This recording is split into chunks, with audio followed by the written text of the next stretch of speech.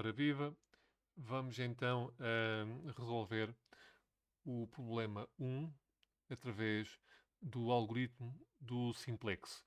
Para quem apanhou este vídeo somente agora e quiser ver em detalhe qual era o problema original, veja aí o link para a formalização deste problema. Aqui do lado direito já temos o problema formalizado e é daqui que vamos partir para fazer a resolução deste problema através do algoritmo do Simplex.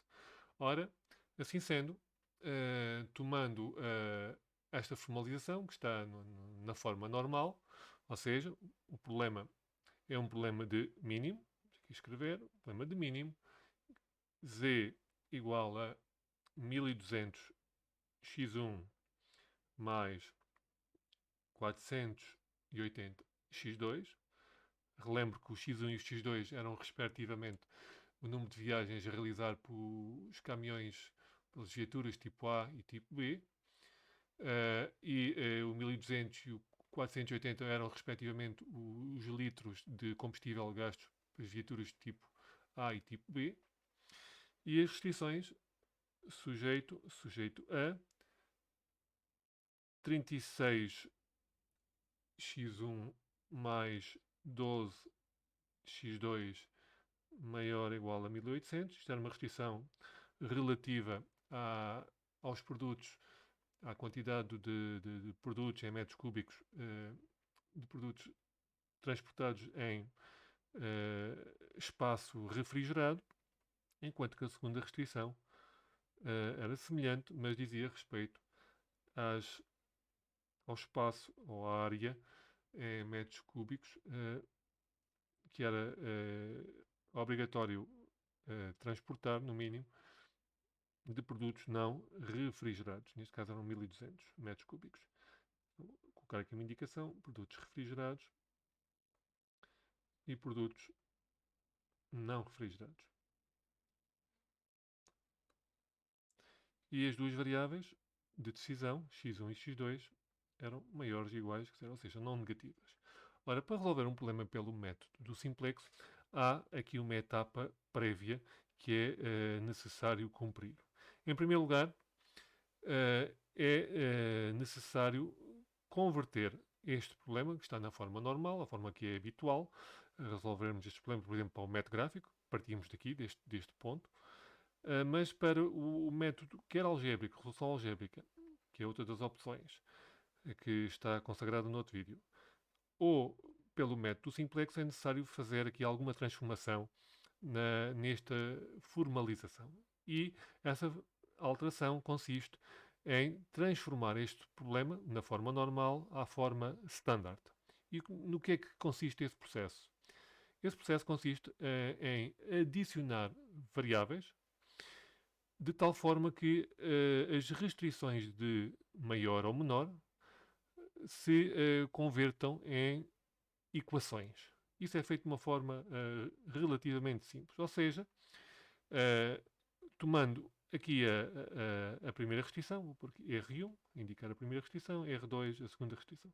Ora, para converter a primeira restrição para uma restrição na forma standard, tenho que passar esta desigualdade, aqui de maior a igual, para uma igualdade. Como é que se faz isso? Ora, esta desigualdade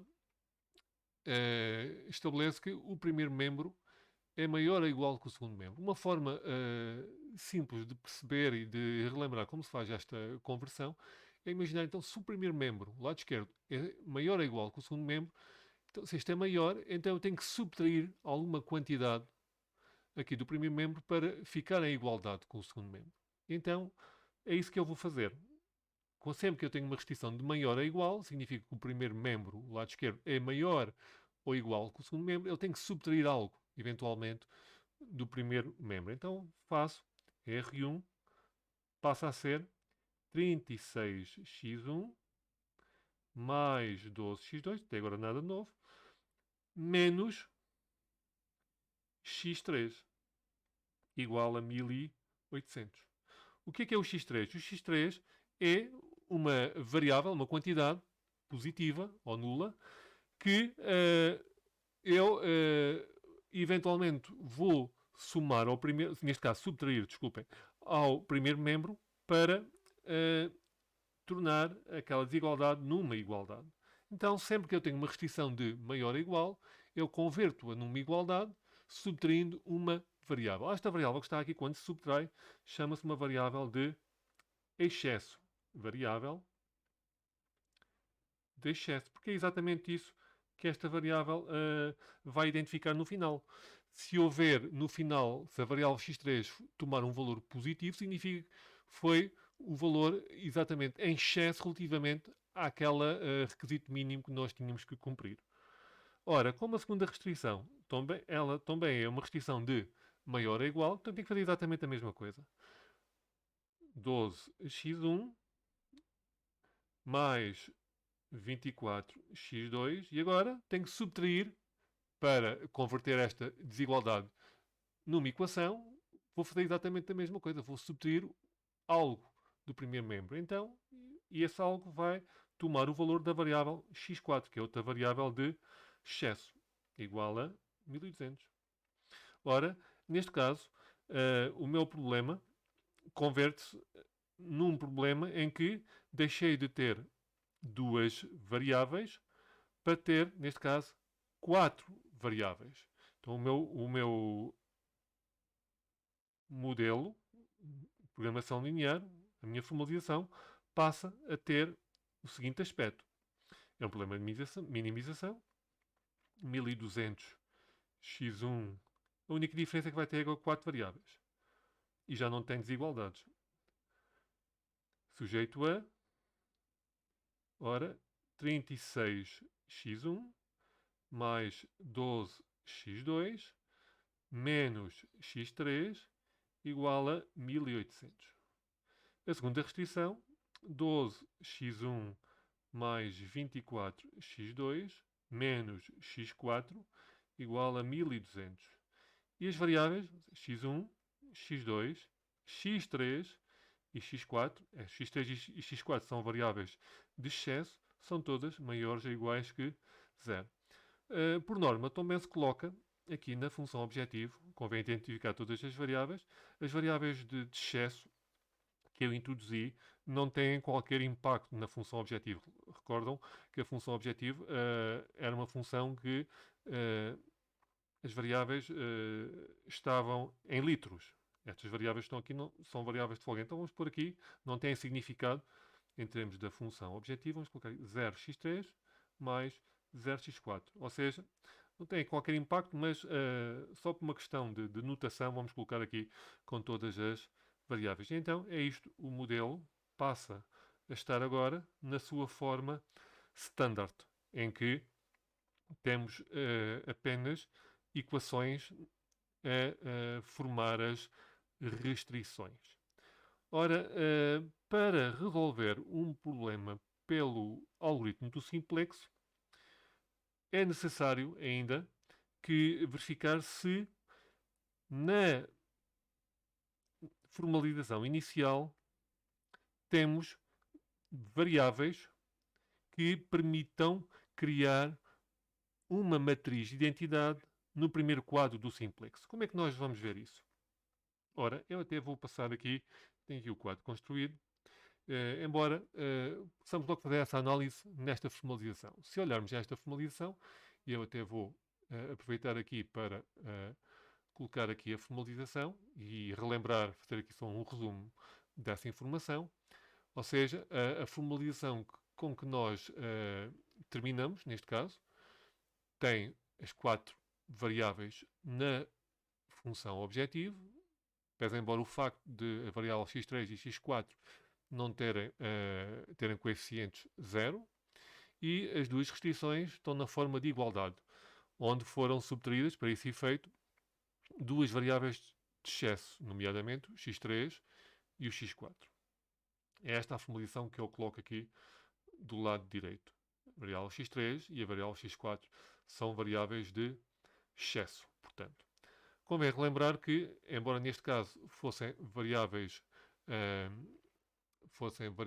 de excesso, que foram subtraídas por causa das desigualdades, de maior a igual, Se nós tivéssemos restrições de menor ou igual, uh, o que se fazia era adicionar, neste caso, está aqui incorreto e eu vou aproveitar para corrigir, adicionar uma variável, que nesse caso chama-se uma variável de folga, ou seja, por cada restrição de maior ou igual subtrai-se uma variável de excesso, por cada restrição de menor ou igual, se este membro é menor que o lado direito, soma-se uma variável de folga. São os dois casos que nós temos que memorizar, e até é fácil, para converter um problema na forma normal para a sua forma standard, ou seja, com passar de desigualdades para igualdades. Isso faz introduzindo, subtraindo ou somando, respectivamente, variáveis de excesso ou de folga. Convém relembrar também que os coeficientes na função objetivo, como eu disse, quer das variáveis de excesso, quer das variáveis de folga, são nulos. A não ser que seja especificamente alguma informação detalhada e específica para si, mas são sempre, na maior parte dos casos, nulos. Ora, esta é o ponto de partida para o passo seguinte. E para resolver o problema deste tipo pelo método do simplex, é necessário, eu vou aproveitar aqui para limpar esta zona aqui do ecrã. Ora, deixa-me ver, já fiz aqui uma passagem que não devia fazer. Aqui está. Ora, vamos aqui apagar esta parte. Apanhar aqui algum espaço.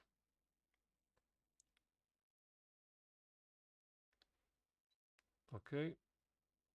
Vou passar isto para cima.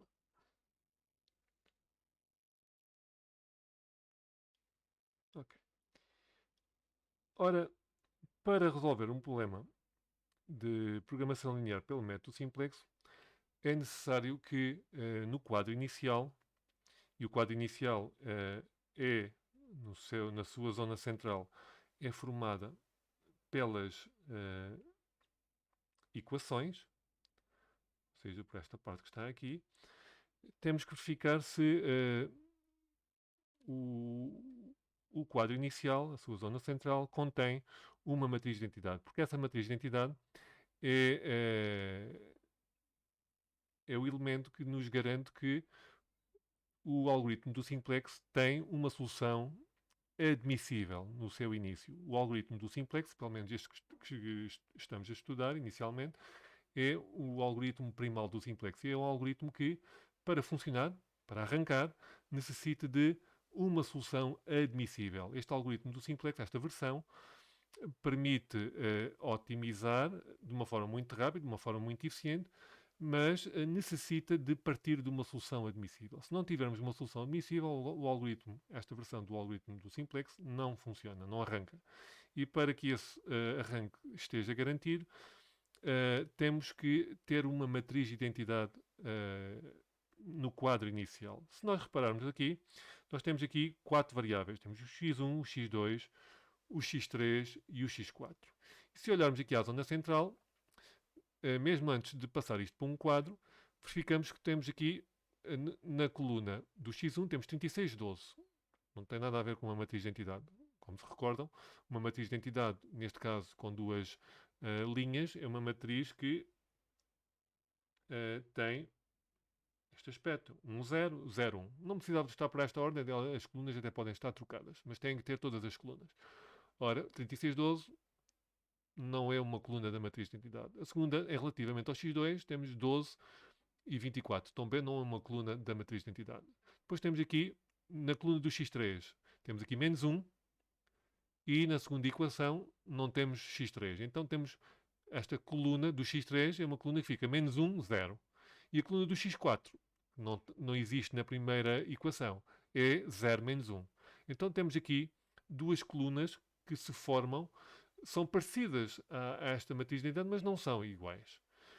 A primeira, a coluna do x3 forma um menos 1, 0 e a coluna do menos 4 forma 0 menos 1. Embora o sinal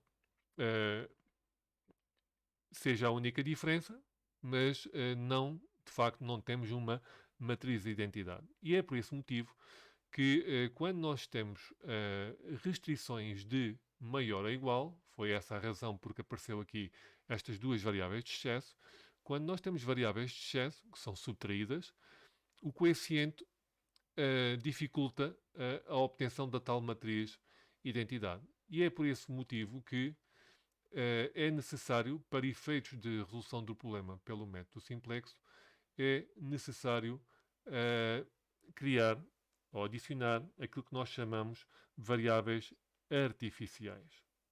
E o método que nós vamos utilizar exatamente no algoritmo do simplex para resolver esse problema vai ser o método do BIG-M. Então, estava eu a dizer que quando eu tenho, ou não tenho inicialmente a tal matriz de identidade, para criar essas colunas, que são necessárias para o rango do simplex, eu adiciono variáveis artificiais. De que modo? Então, vou adicionar na primeira equação, vou adicionar aqui na primeira equação, mais, agora já tenho x3, x4, vou adicionar agora x5. E para diferenciar esta variável das restantes, vou-lhe pôr aqui um sinal em cima. x5 igual a 1800, o resto está igual. O mesmo vai ser necessário na equação abaixo, porque como vimos, não tínhamos aqui este menos x4, não garantia que se formasse uma coluna da matriz de identidade. Então vou fazer a mesma coisa aqui, adicionando mais x6 igual a 1200. Ou seja, estas duas variáveis que foram aqui adicionadas, o x5 e o x6, foram só introduzidas para efeito de garantir que o simplex reúne os requisitos para funcionar. Ou seja, para criar a tal matriz de identidade. É esse o único propósito destas variáveis e é por esse motivo que elas são variáveis artificiais. Só são necessárias para repor a tal matriz de identidade no quadro do simplex, que é o mesmo dizer que o simplex vai partir de uma solução admissível. Embora, naturalmente, seja uma função, provavelmente será uma solução que não é ótima, mas depois o simplex tratará de otimizar essa solução. E então, neste caso, o problema deixa de ter 4 variáveis, como há pouco já tinha, e passa a ter 6 variáveis. Vamos então atualizar aqui x5 e x6. Estas variáveis x5 e x6 são também variáveis não negativas e que se foram, como eu disse, introduzidas apenas para o efeito de início do simplex, sendo completamente estranhas aqui ao problema inicial. O problema original, como vimos, era aquele problema de minimização dos custos de transporte da tal empresa, da tal companhia. E, neste caso, qual é o mecanismo que nós devemos utilizar para incorporar estas variáveis artificiais na função objetivo? Dado que elas são estranhas ao problema, se estão cá só meramente para o efeito de iniciar o algoritmo do simplex, temos que encontrar aqui um mecanismo de forma a que elas sejam não desejáveis na solução final. E uma forma que, de facto, é até a forma pela qual este método é conhecido, é a introdução de coeficientes na função objetivo que as tornam indesejáveis. Então vamos pensar no seguinte. Eu estou a resolver um problema de minimização, ou seja, interessa-me baixar o valor de z. Ora, se eu procuro baixar o valor de z, se eu introduzir aqui à direita as variáveis x5 e a variável x6, vou dar aqui um bocadinho mais de espaço, e a variável x6, se eu as introduzisse com um coeficiente positivo, Vamos imaginar que eu estou a tentar minimizar. E pensando desta forma, eu creio que é fácil perceber a lógica deste método. Se eu estou a tentar minimizar, se eu tivesse em alternativa que escolher qualquer uma destas variáveis, x1, x2, x3, x4, x5 e x6, tal como elas estão agora, aquela que me vai ajudar mais a cumprir o meu objetivo, que é de baixar o valor de z, seria, neste caso, a variável x3 e x4. Porque elas têm um impacto de zero na função objetivo. Não esquecendo que eu estou a tentar descer a função objetivo. Já a variável x1, se eu aumentar um valor, uma unidade no x1, ele tem um impacto de 1200 positivo na função objetivo. Faz-me subir. O meu objetivo é 1200. Portanto, neste contexto, olhando aqui para os coeficientes da função objetivo, a variável x1 é a menos apetecível. Ou seja, é por esse motivo que, se eu quero que as variáveis x5 e x6 apenas estejam presentes no início do simplex e depois sejam rejeitadas pelo algoritmo do simplex, eu devo atribuir aqui coeficientes que as tornem indesejáveis. E como se pode observar, como o problema é de minimização, quanto maior for o coeficiente, mais indesejável é a variável neste contexto. E então, é por esse motivo, para não haver aqui conflito entre quaisquer coeficientes que apareçam aqui, é que nós atribuímos às variáveis artificiais, num problema de mínimo, o coeficiente m. O que é o m? O m é um majorante, é um número muito grande. Neste caso, um número positivo, muito grande. Ou seja, se as variáveis artificiais tiverem este coeficiente mais m, se elas estiverem ativas, ou seja, só podem ter valores 0 ou positivo, qualquer que seja o valor positivo que eu atribua a x5 ou a x6, ela vai ter logo um impacto brutal na função, no valor da função objetivo. Ou seja, e neste caso, como eu estou a tentar minimizá-lo, significa que terá um impacto prejudicial na minimização. Então, quando eu coloco aqui um valor mais m como coeficiente das variáveis artificiais, eu torno-as muito ou completamente indesejáveis no algoritmo do simplex. Elas estão lá presentes no primeiro quadro, só para iniciar o simplex, mas depois, na primeira hipótese, o algoritmo do simplex vai se livrar delas, porque elas são de facto as mais indesejáveis, porque atrapalham, vão no sentido contrário daquilo que eu quero fazer, que neste caso é minimizar o valor da função objetivo. Esta é a lógica para o método Big M. Big M, é exatamente este M que está aqui, que é o maior valor que se possa imaginar. Normalmente nos computadores, em computação, há sempre um majorante para qualquer cálculo computacional. O M é um número muito, muito grande, maior que estes coeficientes todos que estão aqui. Ora, então esta é a modelização que eu tenho que utilizar para resolver o problema pelo algoritmo do simplex. Porque neste caso, pelo facto de eu ter introduzido estas duas variáveis artificiais, eu já tenho formado, neste caso, uma matriz de identidade que me permite dizer que o meu algoritmo do simplex, nesta versão primal, parte de uma solução admissível e está em condições, de facto, para otimizar nos quadros seguintes e chegar à solução ótima, se for esse o caso.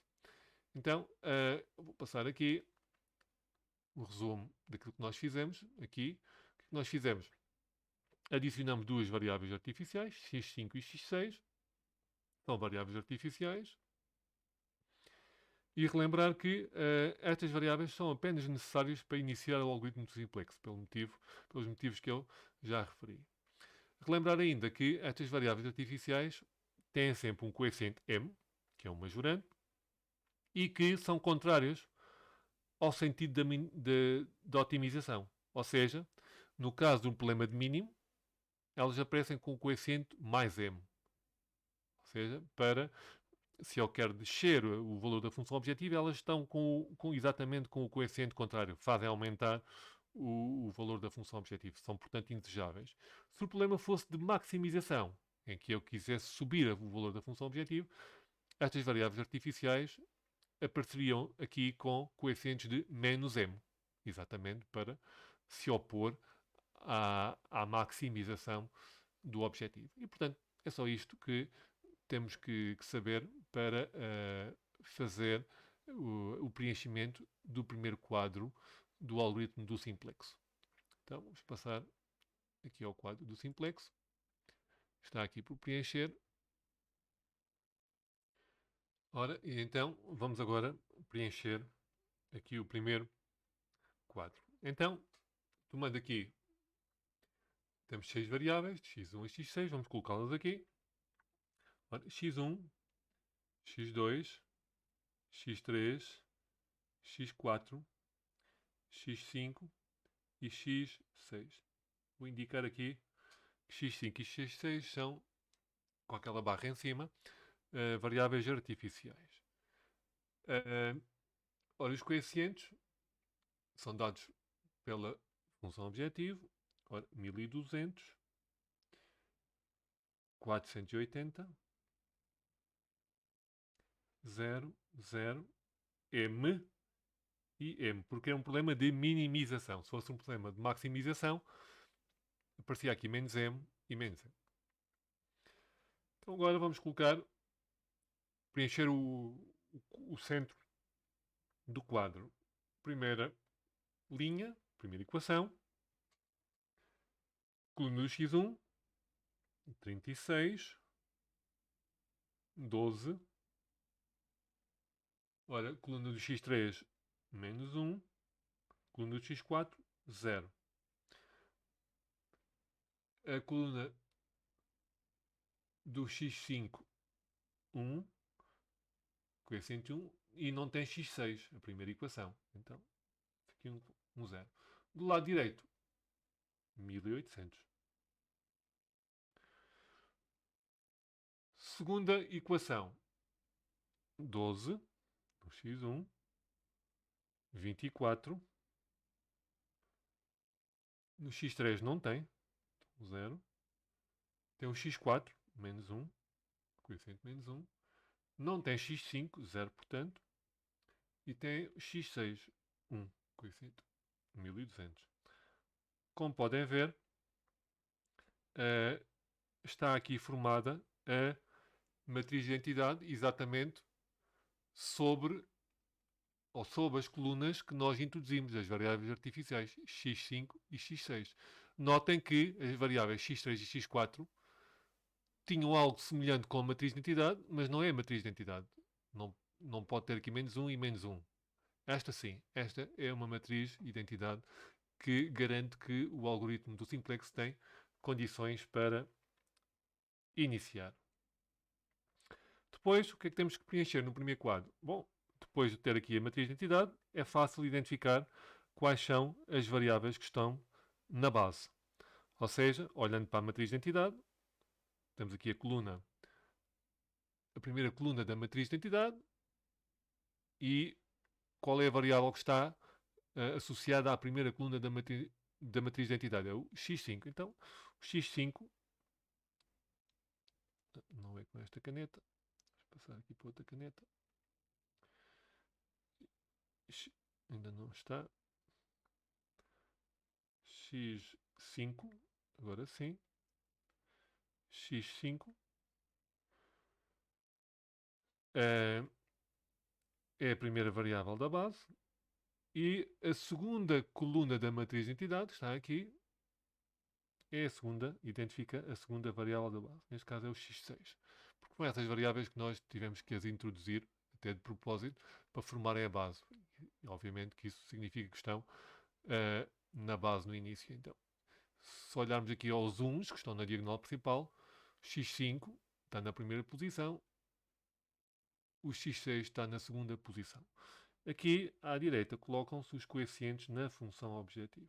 Ou seja, neste caso, é só copiar este m para aqui, este m para aqui. E temos a parte central do primeiro quadro do Simplex, quase, neste caso, preenchido. Vamos preencher, então, a coluna do CJ menos ZJ. Ora, esta coluna, como é que se preenche? Também é muito simples. Esta coluna, a primeira, a coluna, a linha do CJ menos CJ, no primeiro na primeira coluna, aqui, onde está identificado. Como é que se preenche este valor? Este valor preenche da seguinte maneira. CJ significa que é o coeficiente que é em cima, 1200, menos ZJ. E o que é o ZJ? O ZJ não é mais do que os produtos da coluna vezes os coeficientes na função objetivo. Ou seja, para preencher, calcular este valor que está aqui, é tão somente fazer 1200, vou colocar aqui à direita, depois vou apagar, menos, há parênteses, ou seja, é 1200 menos estes produtos. Ora, o primeiro produto é 36M. 36M. O segundo produto é 12 vezes M. Então, mais 12M. Ora, isto dá quanto? Dá 1200 menos, ora, 36 mais 12, temos 48M. Então é isso que nós colocamos aqui. Então, na primeira coluna, na linha do CJ menos CJ, vamos colocar 1200 menos 48M. Não faz mal, fica assim. O M pode parecer estranho, mas não tem qualquer problema. Vamos deixá-lo dessa forma. Agora vou apagar aqui este rascunho. Muito bem. Vamos agora calcular na linha do CJ menos ZJ a coluna do X2. Ora, da mesma forma, é fazer 480, CJ 480 menos, vou escrever aqui, 480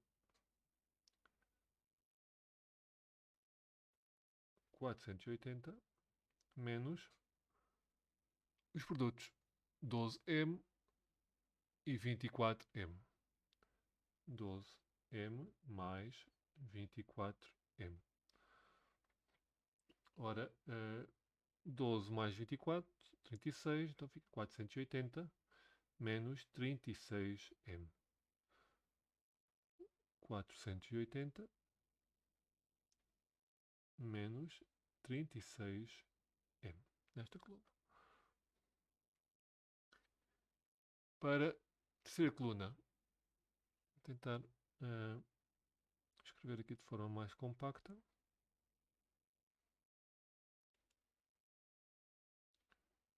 Ora, 480 menos 36M.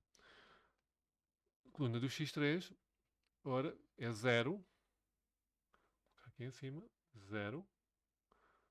CJ menos estes produtos. Então fica 0 menos, há parênteses, convém sempre por estes parênteses para não nos enganarmos nos sinais. 0 menos, menos 1 vezes M dá menos M. 0 vezes M, pois dá 0. Então fica 0 menos menos M. Menos M dá M positivo. Na coluna do X4, exatamente o mesmo processo. 0 menos, vou colocar aqui, 0 menos, ora, 0 vezes M dá 0. Menos 1 vezes M dá menos M. Então fica 0 menos M. Volta a dar M também. Por baixo das colunas da matriz de entidade, podemos sempre, isto dá sempre 0.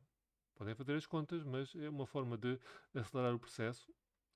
Por baixo das colunas das variáveis que estão na base, neste caso das colunas da matriz de entidade, podemos adiantar logo e colocar 0.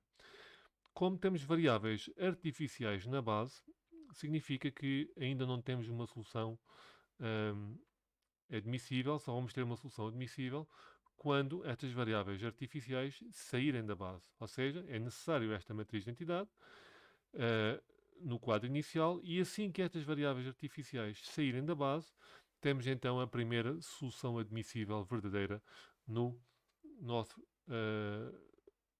quadro.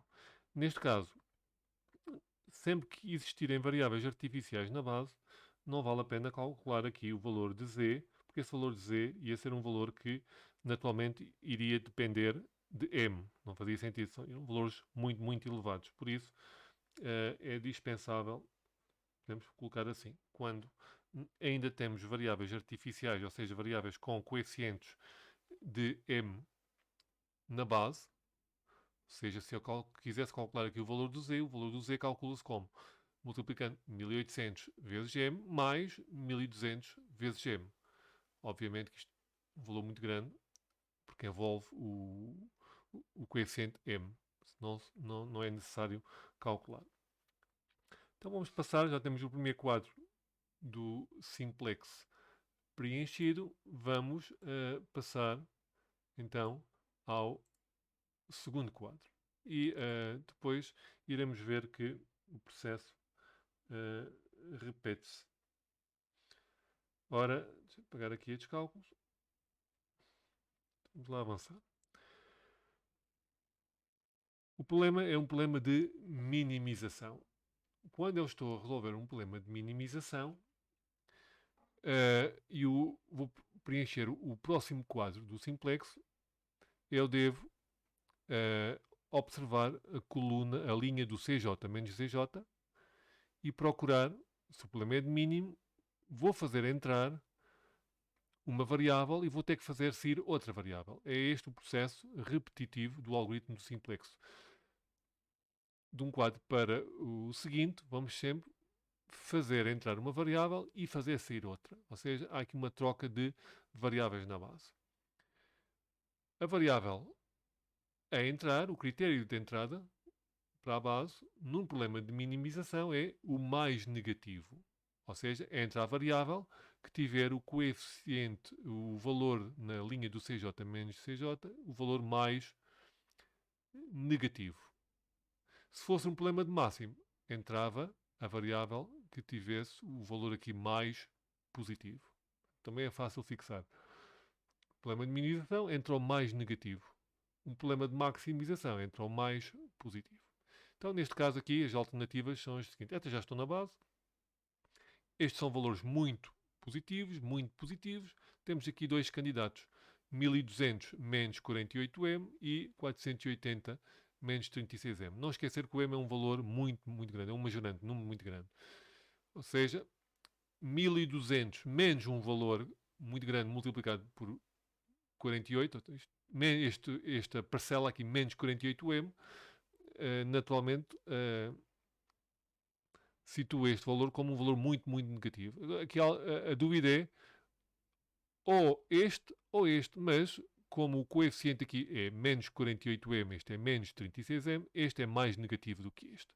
Ok? Então, creio eu, não há dúvidas que o valor na linha do CJ menos DJ, destes 6 valores que estão aqui em alternativa, o mais negativo é sem dúvida o x1, por causa do coeficiente aqui menos 48m. Então, vai entrar a variável, para a base, vai entrar a variável x1. Por aqui uma setinha, vai entrar a variável x1. Primeiro, escolhe-se a variável entra, só depois a variável a seguir. Ou seja, o critério de entrada, relembrando, num problema de mínimo é o mais negativo, num problema de máximo é o mais positivo. Então, vamos fazer entrar a variável x1. Qual é a variável que deve sair? Bom, para escolher a variável que vai sair, o critério de saída é sempre o mesmo. É o menor dos rácios não negativos. Ou seja, como é que calculam os rácios? Os rácios calculam sempre dividindo o lado direito pelo valor da coluna da variável que vai entrar na base. Por isso é que isto só pode ser feito depois de escolher a variável que vai entrar na base. Vai entrar a variável x1, ora, o R não é mais do que 1800 a dividir por 36 para a primeira linha. Então, vou escrever aqui 1800 a dividir por, vou colocar de outra maneira, vou poupar aqui algum espaço, 1800 a dividir por 36. Ora, 1800 a dividir por 36, 50. Na segunda linha, 1200 a dividir por 12, mais fácil ainda, 1200 a dividir por 12, isto dá 100. Então, qual era o critério? O critério de saída é sempre o menor dos rácios não negativo. Ou seja, o menor dos rácios, qual destes 50 ou 100 é o valor mais baixo? Naturalmente que é o 50. Então, já sabemos que vai entrar a variável x1 e vai sair a variável x5, uma variável artificial. Ok? Entra x1, sai x5. E vamos identificar no cruzamento da variável que entra com a variável que sai, da variável que entra com a variável que sai, vamos identificar aquilo que nós designamos como pivô. Ok? Neste caso vai ser o valor 36. E agora podemos começar a preencher o segundo quadro. E o segundo quadro, e o terceiro, respectivamente, este problema só tem 3 quadros. Vamos fazê-lo sempre da mesma maneira. Ora, a primeira coisa que eu sei é que vai sair a variável x5 da base. Ou seja, a variável x5 vai sair e vai dar lugar ao x1. Entra x1 para o lugar do x5. Podemos logo preencher. Então vamos colocar aqui x1 e a variável x6, esta, permanece, estava na base. De um quadro para o outro, só há uma variável que muda. Há uma que entra e há uma que sai. Então, quando só sai uma e entra outra, as restantes permanecem na base. Neste caso é o x6. Então o x6 permanece na base. Estava aqui e continua a estar aqui no segundo quadro. Quando isso acontece, nós podemos copiar logo as colunas dessa variável, das variáveis que ficaram na base de um quadro para o outro. Neste caso foi só o x6. Então o x6, a coluna do x6 era 0, 1, 0. Podemos logo copiá-la. Esta vai ficar sempre idêntica. 0, 1, 0, de um quadro para o outro. Ora, a variável x5, e agora é uma variável artificial das tais que, pelo facto de ter um coeficiente muito indesejável, quando ela sai, já não volta a entrar. Então, podemos também, se ela já não vai entrar, significa que não necessitamos de estar a atualizar a sua coluna. Perdemos tempo ao atualizar. Ela já não volta a entrar porque ela é totalmente indesejável.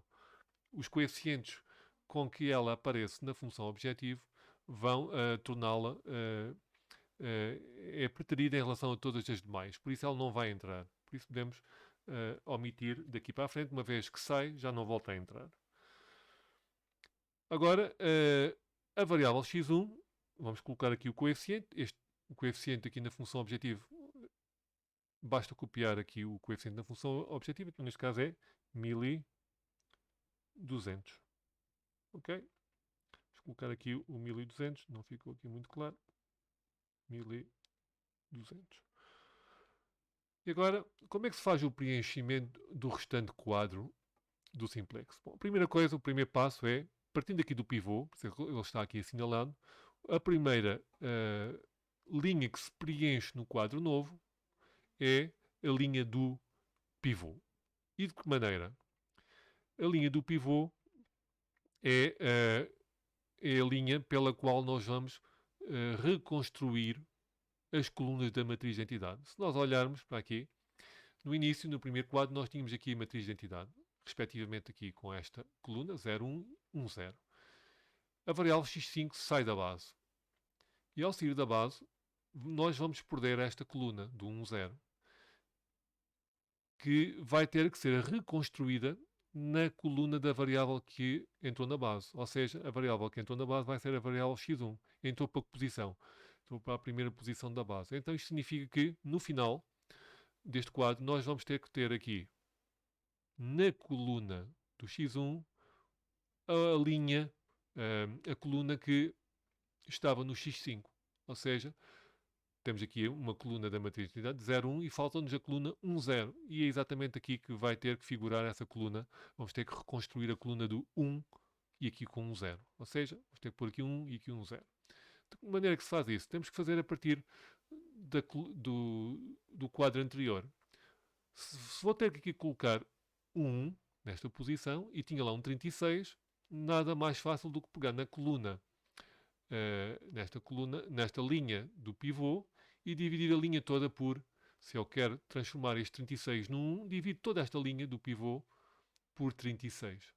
É essa a forma pela qual nós preenchemos a primeira linha de qualquer quadro novo. Ou seja, temos o pivô e agora, se quiserem, eu posso aqui identificar. Vou escrever aqui. Esta é a linha 1, esta é a linha 2. Ou seja, o que é que eu vou fazer agora? Vou pegar na linha 1 e vou dividi-la toda por 36. Vou pegar esta linha que eu vou colocar aqui não é mais do que a linha do quadro anterior, mas toda dividida por 36. No fundo, eu estou a aplicar uma operação elementar. Esta linha e esta que eu vou colocar aqui são uma é uma combinação linear da outra. De certa forma, são clones uma da outra. Esta coluna, se eu a dividir toda por 36, vamos fazer essa operação, fica 36 a dividir por 36, ora dá 1. Ora, 12 a dividir por 36, 12 a dividir por 36, exatamente, 12 é 1/3 de 36, então fica 1/3. 1/3. Menos 1 a dividir por 36, ora dá menos 1 sobre 36, exatamente esta fração. 0 a dividir por 36 dá 0. Isto é simples. E por fim, 1800 a dividir por 36 dá, já temos aqui, dá 50. Ok? A primeira linha preenche-se sempre desta forma. Identificamos o pivô e como queremos transformar esta linha, o pivô num 1, temos que dividir toda a linha do pivô pelo seu valor. Neste caso 36. Se tivesse aqui um 5, dividimos a linha toda por 5. Se tivesse aqui um 1, não precisávamos fazer nada porque iríamos dividir tudo por 1. Já estava o valor desejado. Agora só temos que encontrar a forma de colocar aqui um 0 para reconstruir a coluna da matriz de identidade que entretanto nós perdemos. Já temos a coluna 0, 1 e agora temos que ter aqui a coluna 1, 0. Bom, e esta é talvez a operação mais trabalhosa no quadro do simplex. Depois isto é um processo, como é um processo algorítmico, é repetitivo. Ou seja, nós agora temos aqui um 1 e quero pôr aqui um 0. Tenho 1 e quero pôr aqui um 0. Mas reparem qual era o valor que eu tenho lá no quadro anterior. Temos um 12. Como é que eu transformo este 12 num 0? Tenho que aplicar novamente uma operação elementar, neste caso uma operação de Jacobi, utilizando a única linha que tenho aqui disponível, que é a linha 1, a linha de cima. Posso utilizar esta linha que está aqui neste quadro, que é até mais conveniente, porque já tem aqui um 1, ou a de cima, que tem um 36. Ou seja, utilizar esta ou utilizar esta, elas são linearmente dependentes. São, por assim dizer, são clones uma da outra. Simplesmente esta dividida por 36 dá esta. Ou seja, são linhas linearmente dependentes. Mas é mais conveniente utilizar a linha de baixo, neste caso, vou chamar esta linha a linha L3, vamos chamar aqui L3, vou chamar esta linha aqui L3.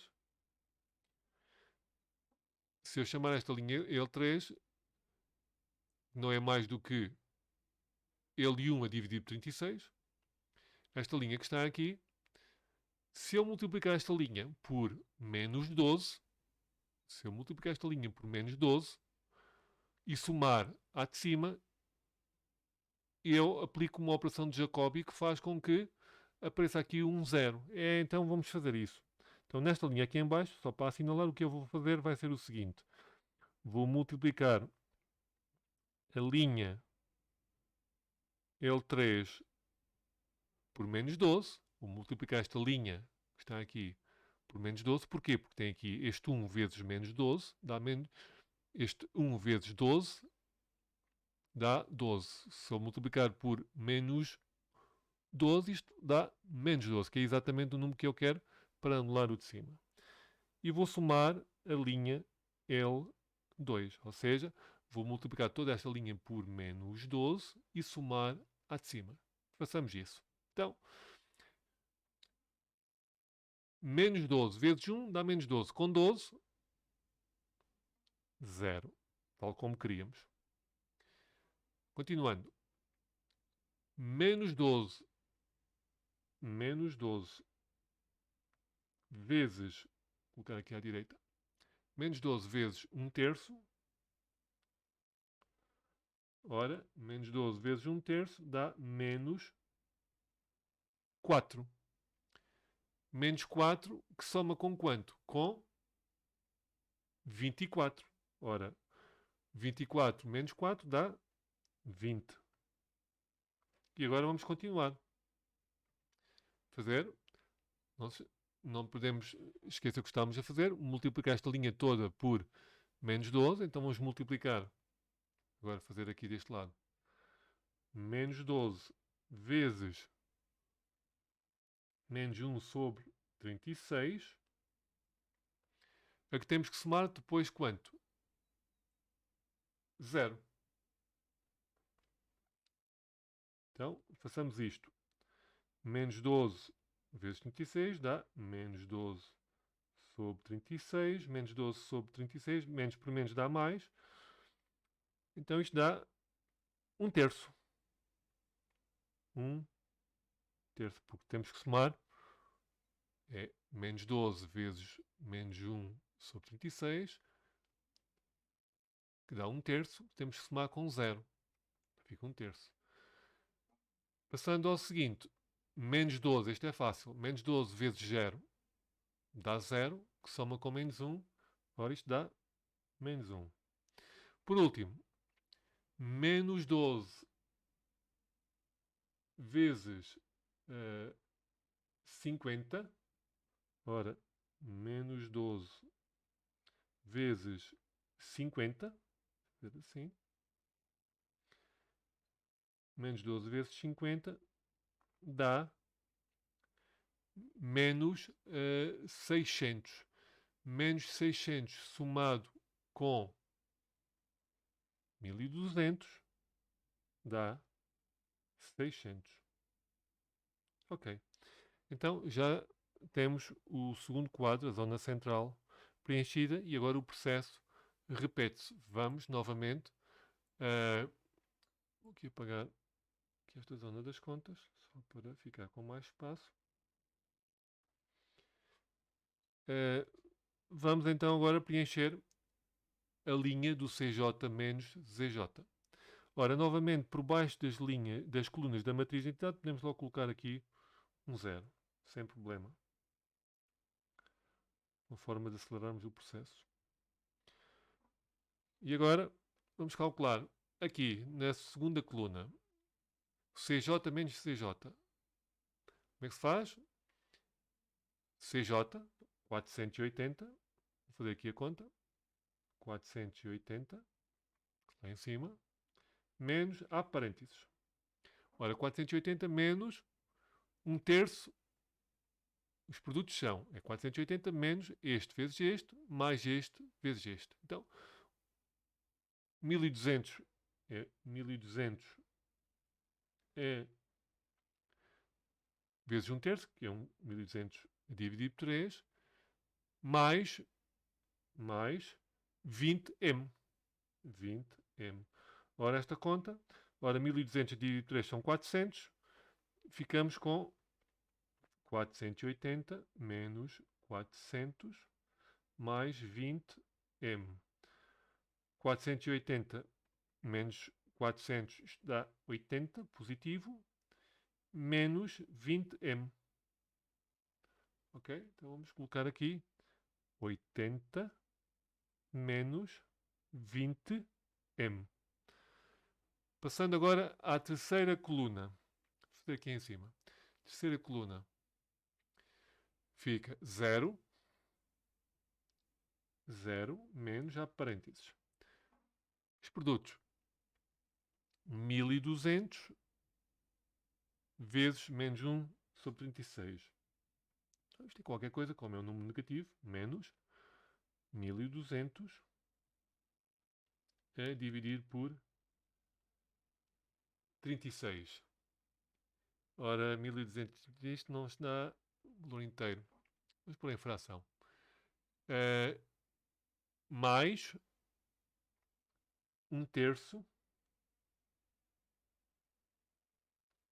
de m.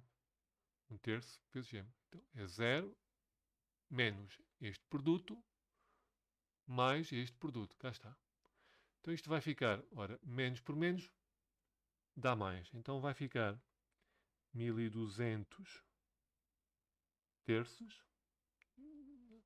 não, 36 aves, menos, ora, porque aqui é menos, aqui é mais, menos por menos dá mais, dá o 1200 sobre 36, menos por mais, aqui dá menos 1/3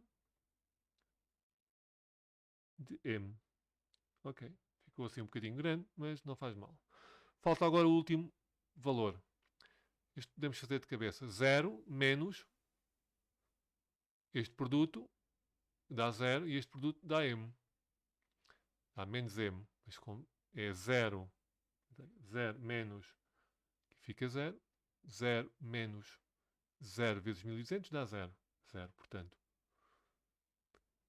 O outro produto é menos 1 vezes m, dá menos m.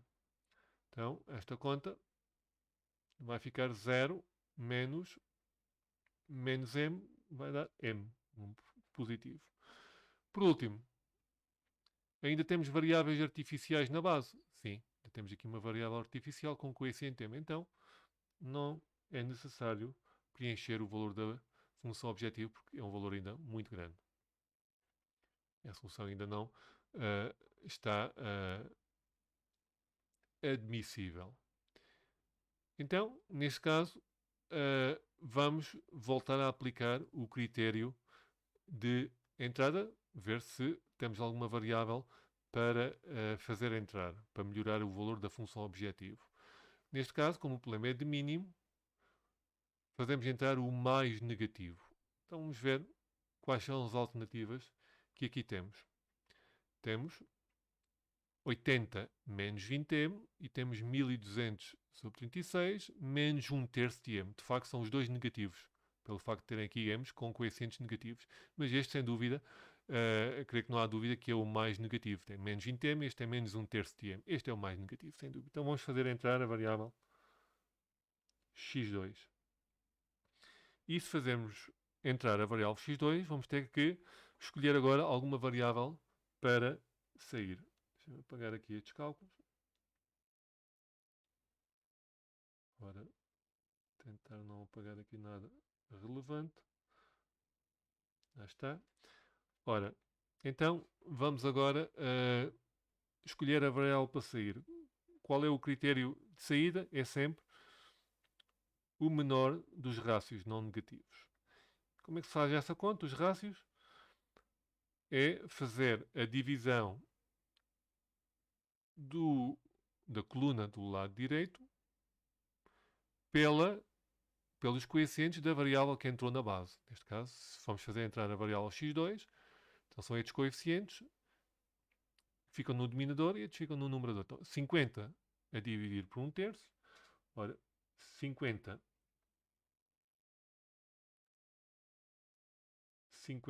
a dividir por 1/3 é o mesmo que 50 vezes 3 dá 150. 600 a dividir por 20, 600 a dividir por 20 é o mesmo que 60 dividido por 2, que é 30. Não há dúvida que qual destes rácios é menor? É este que está aqui, 30. Então, está identificada a variável a sair.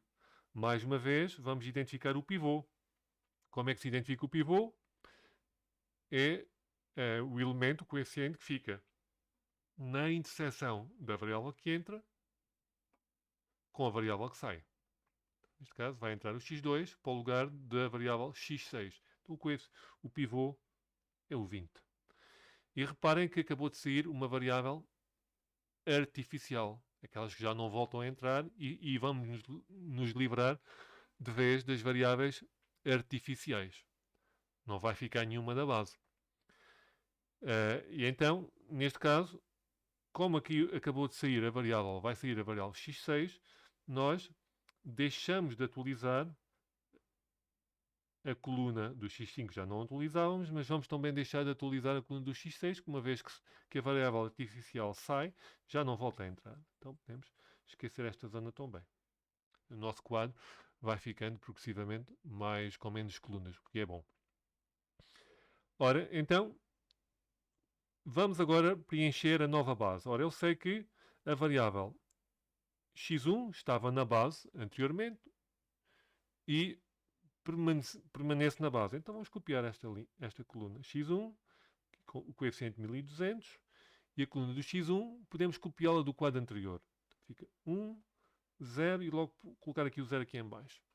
Qual foi a mudança? A mudança foi a variável x6 que vai sair e vai dar lugar à variável x2. Então, x2 vem para a segunda posição da base e cujo coeficiente na função objetiva é 480. E agora, mais uma vez, o preenchimento do quadro simplex faz-se da mesma maneira. Começando por onde? Pelo pivô.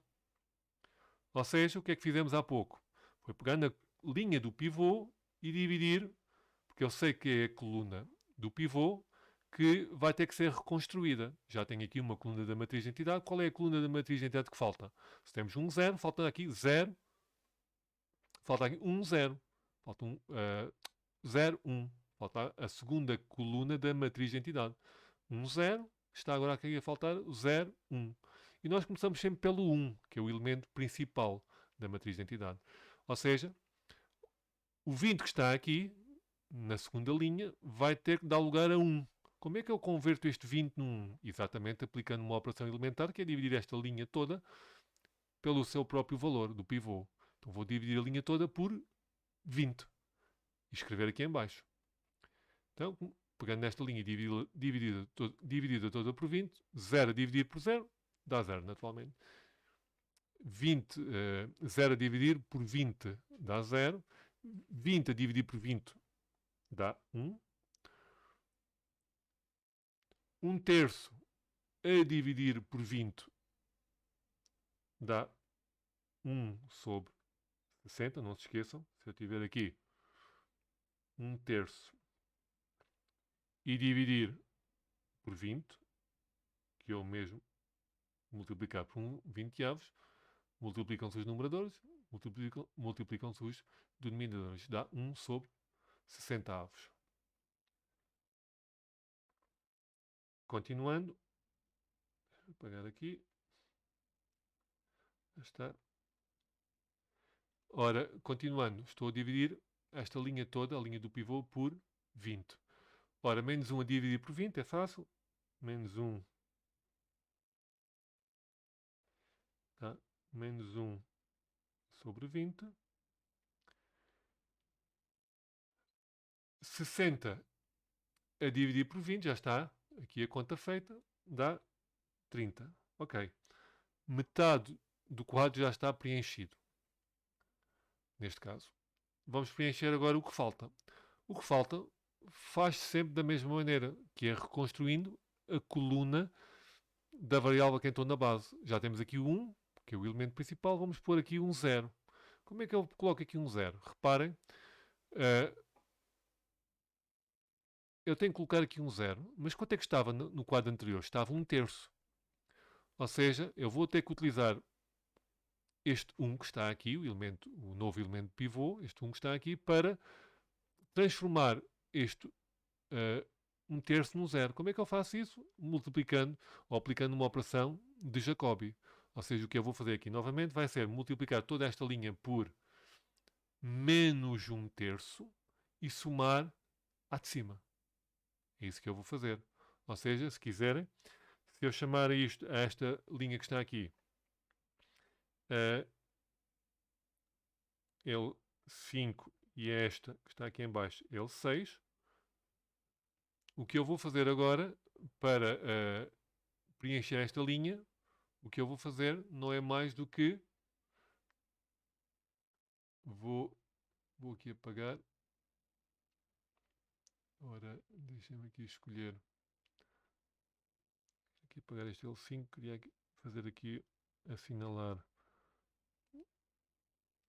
assim, ok? Então o que eu vou fazer para preencher esta linha, e vou aqui indicar onde está aqui a bolinha. O que eu vou fazer aqui é o seguinte. Eu vou multiplicar a linha menos 1/3. Vou multiplicar menos 1/3 pela linha L6. Ou seja, vou multiplicar esta linha que está aqui em baixo por menos 1/3. Por causa deste 1 que está aqui. 1 vezes menos 1/3 dá menos 1/3. E vou somar este 1/3 que está aqui. Vou somar a linha L3 mais L3. Fica aqui indicado a operação que eu vou fazer. Vou multiplicar a linha, esta que está aqui, L6, por menos 1/3 e somar a 1/3. Vai fazer com que isto dê 0. Então vamos fazer isso. Então, esta linha toda por menos 1/3. 0 vezes menos 1/3 dá 0. Somado com 1 dá 1, como é óbvio. 1 vezes menos 1/3 dá menos 1/3 com 1/3 vai dar 0, tal como se pretendia. Agora, 1 sobre 60.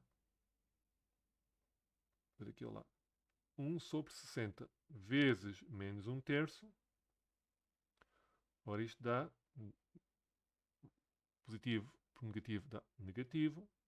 Dá menos 1 sobre 180. A que tem que somar quanto?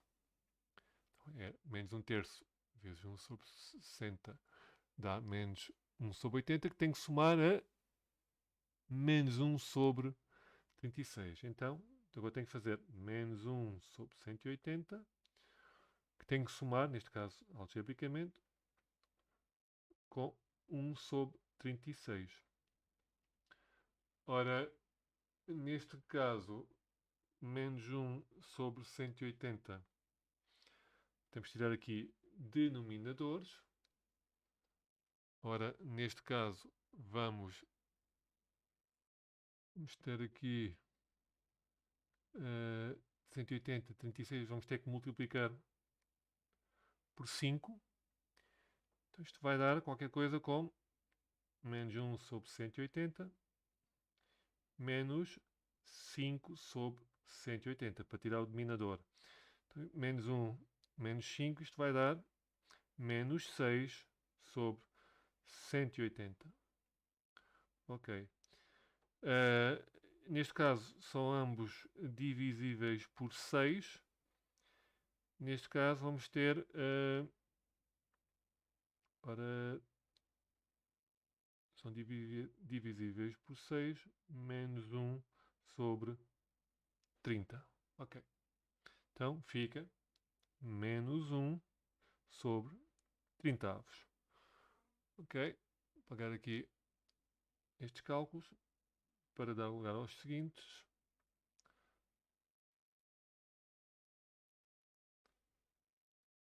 Ok. Passando ao cálculo deste elemento. Então, linha L6 vezes menos 1/3. Então, vai ficar menos 1/3 vezes menos 1/3 vezes menos 1 sobre 20. Menos por menos dá mais. Fica 1 sobre 60. A que temos que somar 0. Então fica 1 sobre 60. 1 sobre 60. E já estamos quase no final. Falta apenas agora multiplicar o último elemento desta linha, que é aqui o lado direito, que é menos 1/3 vezes 30. Ora, menos 1/3, 1/3 de 30 são 10. Então é menos 10. Menos 10 mais 50 dá 40. E já está. Já está preenchido o quadro, a zona central do quadro do simplex. Vou pagar aqui esta conta. Está. Falta-nos agora preencher a coluna do CJ menos CJ novamente. Ora, por baixo das colunas da matriz de identidade, podemos logo preencher com 0. Falta-nos agora preencher estes dois elementos que determinarão se vamos preencher mais um quadro ou não. Não esquecendo que estamos a fazer um problema de minimização e fazemos entrar as variáveis mais negativas, ou seja, se tivermos aqui valores negativos, o algoritmo ainda não terminou, ou seja, ainda não atingiu o seu critério de paragem. Então, vamos calcular primeiro aqui o valor do CJ menos CJ na coluna do X3. Como é que isso se faz? Sempre da mesma maneira. Fazendo 0, 0, menos os produtos. E que produtos é que são esses? 0 menos, ora, 1200 vezes menos 1/30, ou seja, é um valor negativo, então vai ficar menos 1200 sobre 30, que é a mesma coisa. Isto cortamos aqui os zeros. E o outro valor é este produto, 1 sobre 60, é 480, neste caso positivo, são os dois positivos, mais 480 é dividir por 60. Okay? Ora, isto dá qualquer coisa como 0 menos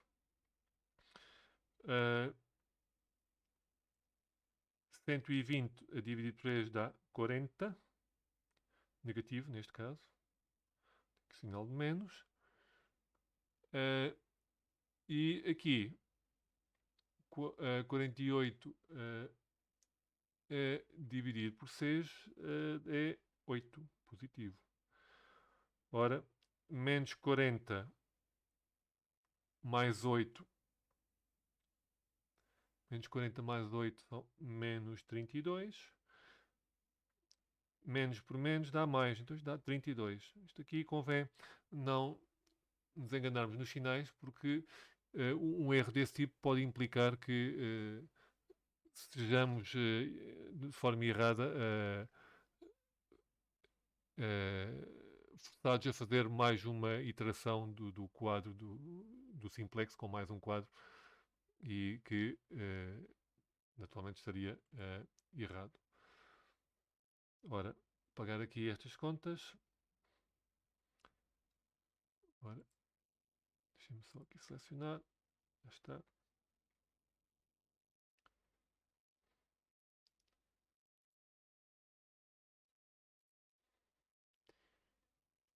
Última elemento da linha do CJ menos ZJ, relativa à coluna do X4. Então, vamos fazer 0, 0 menos os produtos. E quais são esses produtos?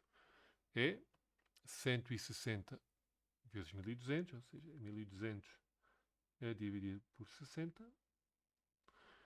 Positivo, são valores positivos. E aqui vai dar negativo, porque este é negativo, este é positivo. É 480, é negativo, portanto, é negativo, é 480 a dividir por 20. Okay. Ora, fazendo as contas, fica 0 menos, ora, 120 a dividir por 120 a dividir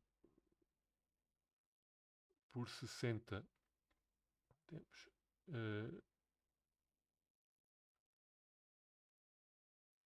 20 e 48 a dividir por 2 dá 24. Ora, 0 menos 20 menos 24 dá menos 4. 0 menos menos 4, isto dá 4 positivo. Ok, ótimo. Temos então dois valores positivos na linha do CJ menos CJ. Se olharmos para aqui e pensando no critério de entrada para um problema de mínimo do simplex, problema de mínimo, então na coluna do CJ, fazemos entrar o mais negativo. Já não temos valores negativos aqui, o que significa que o algoritmo do simplex chegou ao seu ótimo. Já não é possível melhorar o valor da função objetivo. E neste caso, como já não temos variáveis artificiais na base, significa que esta de facto é uma solução viável e para a qual nós podemos calcular o valor da função objetivo. E vamos fazer então o cálculo do valor da função objetivo. Z igual a... Como é que se calcula?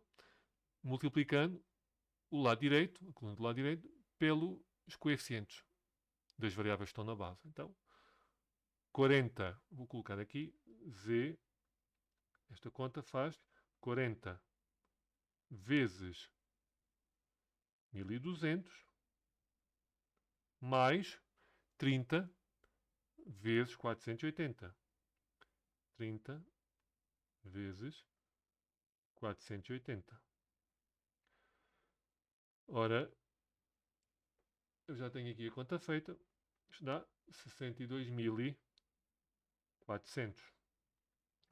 Isto dava 48.000, aqui dava 14.400, exatamente. Isto dá 62.400, que é, portanto, o valor ótimo encontrado.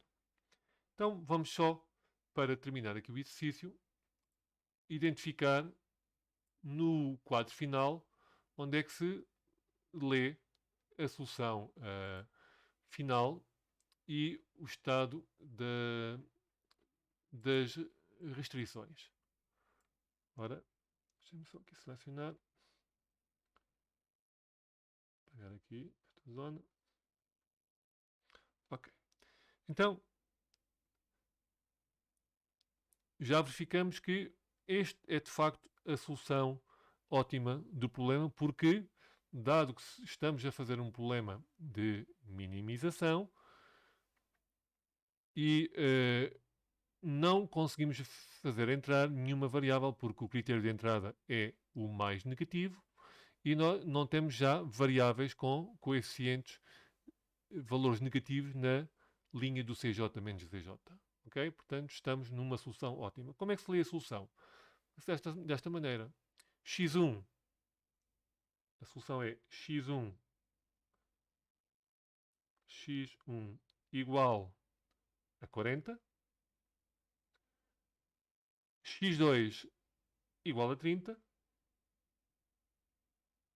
tem o x3 e o x4. O x3 e o x4, as variáveis que não estão na base, assumem sempre valor igual a 0. Ou seja, significa que x3 e x4 são iguais a 0. E x5 e x6 não interessam, porque as variáveis x5 e x6 só foram utilizadas para iniciar o algoritmo do simplex. E este processo que constitui o método Big M, com os M's, que funcionou até ao segundo quadro.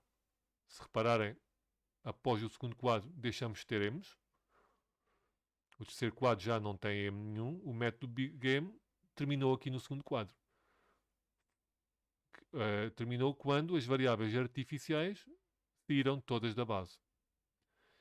Por acaso, obtivemos logo aqui a solução ótima, mas o algoritmo do simplex podia ter mais quadros caso fosse necessário. Não foi aqui a situação. E como é que se lê as variáveis? As variáveis lê-se exatamente desta maneira. As variáveis que estão na base têm o seu valor na solução ótima aqui do lado direito. As variáveis que não estão na base, as restantes variáveis, têm valor igual a 0. O valor da função objetivo é dado aqui em baixo, neste caso é 62.400. Uma única nota final em relação às restrições do problema original. Pelo facto das variáveis de excesso, que eram o x3 e o x4, são variáveis de excesso, tomarem valor 0, significa que as restrições estão saturadas. Significa que as restrições estão em situação de igualdade, ou seja, as restrições